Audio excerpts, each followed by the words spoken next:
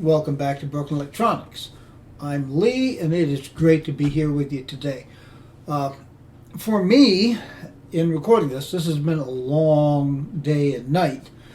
I had originally intended part two of this series to extend from the digital audio through to the MDD Firewire 800.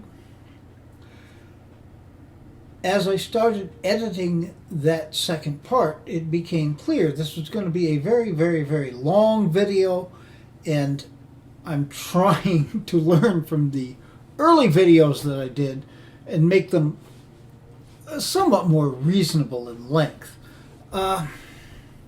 So I split it.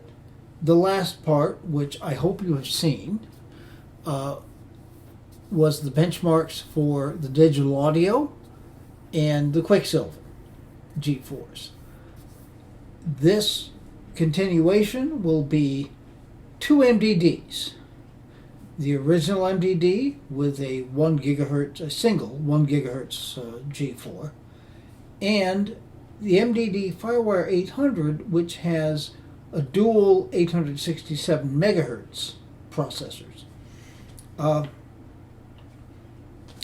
There you go. These two machines have not been heavily upgraded.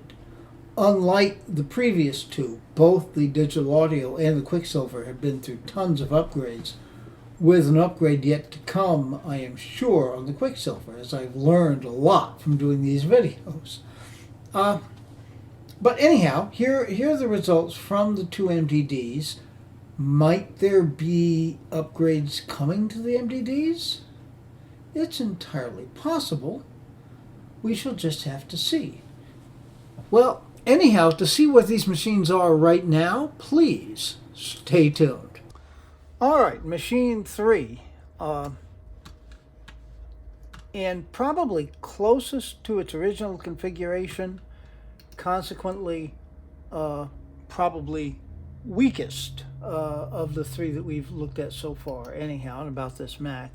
Dual processors, but 867 megahertz. Now that's the bottom line for running Leopard natively, but it's really still pretty good. Back up to 2 gigabytes of RAM, since they added back that slot. And we're going to look graphics and displays. Now in this case we've got an NVIDIA GeForce 4 MX with 32 megabytes of video RAM. So, that's a definite step down from the two previous machines. We're looking at ATA. Now we're going to find three things. There's a solid state drive, a hard drive, and of course the optical drive, which is a DVD/CD writer. Okay, so we've got a 512 gigabyte SSD that's divided with the boot drives, OS9, Tiger, and Leopard. And then we have the 80 gig hard drive as additional storage. All right, but they're both on the ATA bus. So it'll be interesting comparison now. We've had one SSD that was on a SATA 1 bus through PCI. We've had one that was on Firewire 400, again through PCI. And now we have one that's on the straight SATA bus. I'll be interested in seeing the comparison in the disk read and write speeds in Xbench between this machine and the Quicksilver. In any event, let's get on some benchmarks.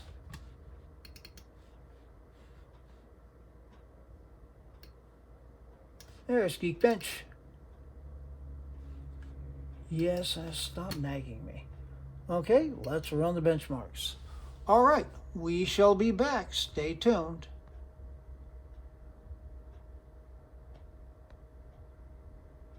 And we have results. 796 total, which pretty much as expected. The digital audio with its single 1.47 was 834. So Well, definitely higher than this, but this is a very respectable score. Smoked, of course, by the Quicksilver with its dual 1 gigahertz. There's all our system information. Processor performance 969, floating point 1017, memory 372, memory bandwidth 273.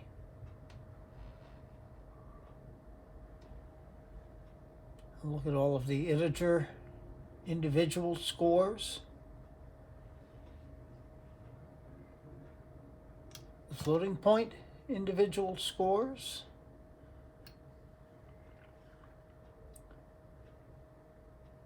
Memory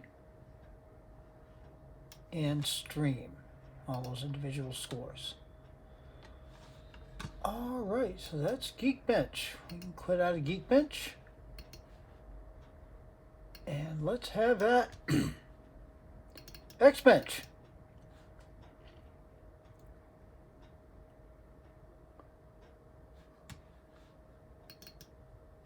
As I said, what I'm particularly interested in looking at, I'm interested in looking at all of it, of course, but the disk test.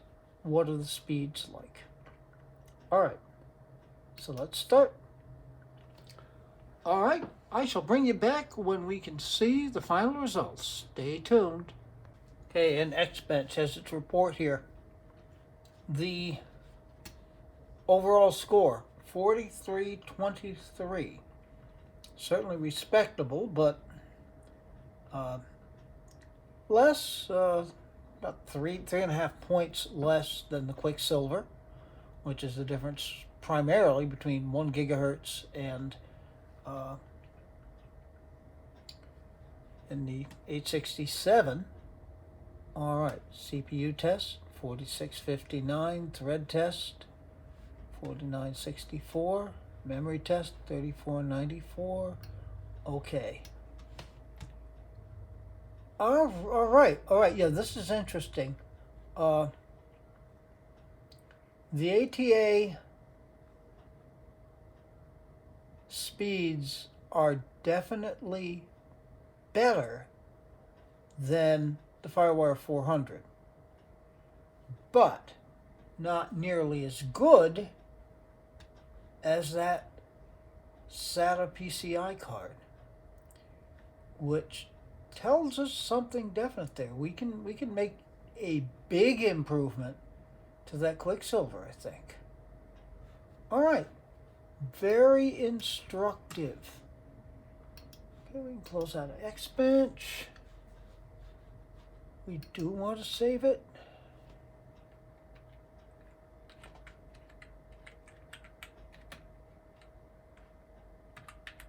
Oops. Okay.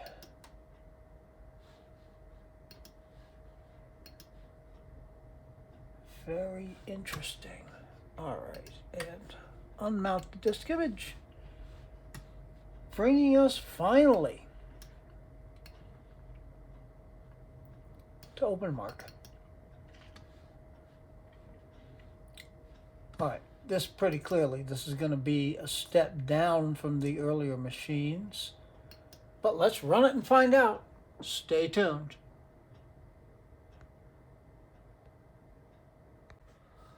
Well, here's the result, and once again, I'm quite surprised by this. We've got a 32 megabyte video card, which at 1577 has scored higher than the 64 megabyte VRAM card in the Quicksilver.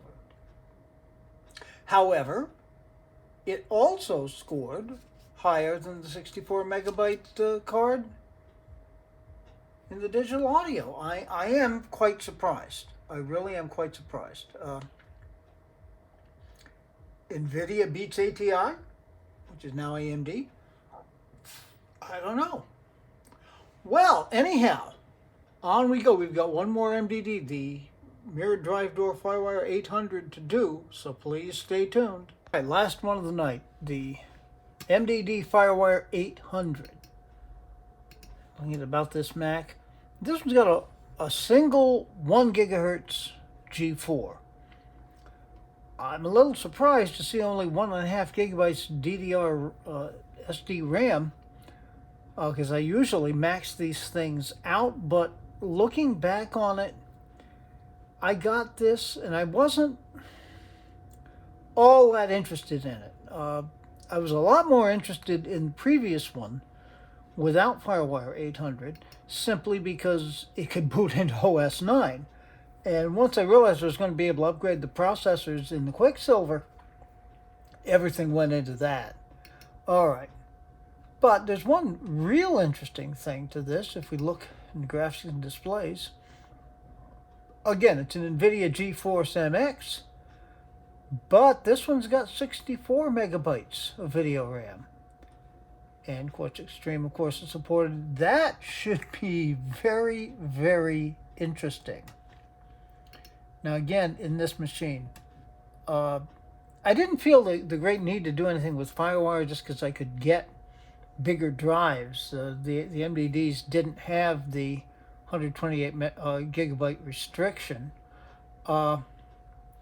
So I've got the 3 boot drives are all partitions off this 500 gig SSD, and there are 2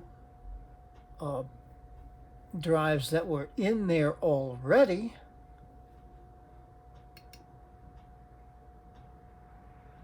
I have rated those 2 together into one data drive. All right. Now, is there anything else we need to look at here? I've done very little. There are no PCI cards put in there. So this is pretty much stock the way it came. Let's run some benchmarks.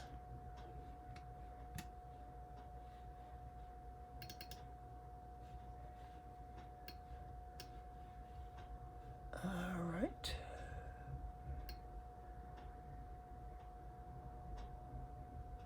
There's Geekbench. Yes, stop bothering me. Okay. Let's run it, and we'll be right back. Stay tuned. Well, folks, I don't know about you, but I am learning a lot from this. I mean, obviously, Geekbench here, at least Geekbench 2.1.13, does prize dual processors, because we've got a 1 gigahertz single G4 scoring 190 points almost, 180 some points less than the dual 867. And I am very surprised at that. All right. So yeah, integer 708, floating point 735, memory 368, no, it's 388, pardon me. Memory bandwidth 272. You see the system information. Take a look at the individuals of integer if you want. The individuals of floating point, should you be interested in that. Individuals of memory and stream. But yeah, 609. I'm surprised. I thought it would do better than that. I don't know about you guys. I'm learning a lot from this. Let's hit up Xbench.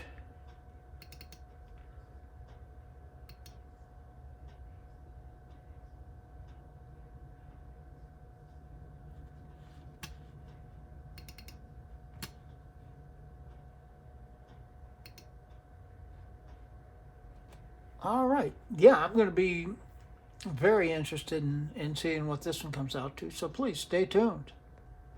Well, here's the results. 1752.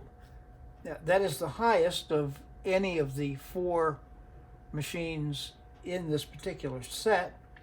About 185 or so points higher than the non-FireWire 400 MDD, even though this has got 64 megabytes of video RAM and that had 32 megabytes of video RAM. both beating out the 64 megabyte cards in the digital audio and the Quicksilver, surprisingly enough. So, yeah, there's something to be said about NVIDIA, I guess, at least in the terms of this era of card, as opposed to the ATI cards. Oh, wow. I've learned an awful lot from this. I hope you're going to feel the same way. We have one more part coming up in this little series here. And in that, we will be tackling 3 PowerMac G5s. A dual processor 1.8 gigahertz G5 from 2003. And 2 machines from 2005. The most powerful of which, of course, is the most powerful PowerPC computer ever from that era, that Apple ever put out anyway. The PowerMac G5 2.5 gigahertz quad. I am really looking forward to doing that one, but that's going to have to wait for another day because it has been late.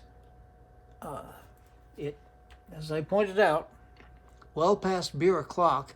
I hate to tell you, Newcastle has gone downhill. I knew it would when Heineken's bought them out.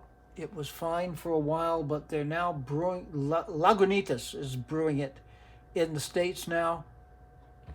It's not horrible, but it's not the same beer.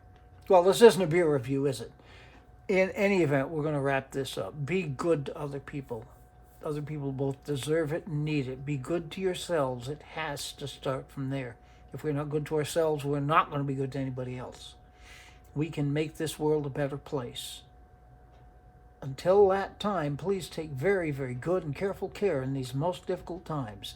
We've got that one more coming up in this series. We've got some upgrade videos, some of which have resulted from what I've learned in this series, but that's going to be coming up, and some other things as well. So I hope you're going to be interested in that. Until those things are made public, though, this has been Broken Electronics.